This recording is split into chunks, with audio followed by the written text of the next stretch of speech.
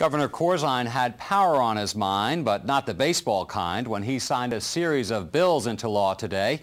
They're aimed at developing more solar and wind power in the state. As environment correspondent Ed Rogers reports, the new laws help the state meet the goals of the Energy Master Plan. The three bills signed by the governor are aimed at meeting the state's two goals of reducing power usage 20% and increasing alternative sources of energy 30% by the year 2020.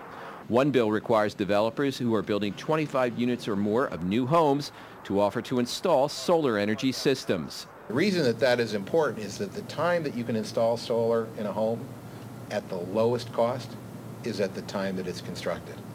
When you try to renovate the house, the cost goes up. It becomes a much harder deal. A second bill signed today allows developers and the state to supersede local zoning ordinances that might block the construction of solar panels and wind turbines on old brownfield or industrial sites. There are a number of sites, brownfield sites around the state that may have the ability to be redeveloped in industrial uses that will be very appropriate for solar farms, wind farms. One bill that wasn't part of today's ceremony could have a significant impact on where people get their electricity.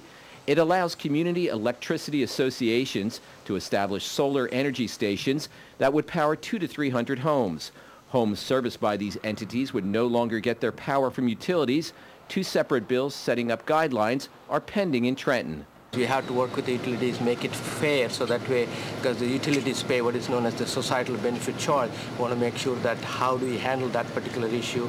Is these collaboratives or they utilities? How can we classify them so that way there is a fairness in the marketplace? There are some details that we need to work out, but I support that concept, and we are aggressively working with the BPU to get into broader decoupling.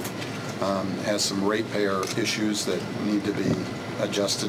The governor signed the legislation at a Rutgers University cogeneration plant that uses a combination of energy sources. A third bill signed by the governor allows the state BPU to use revenue from large industrial energy consumers to fund projects designed to lower usage.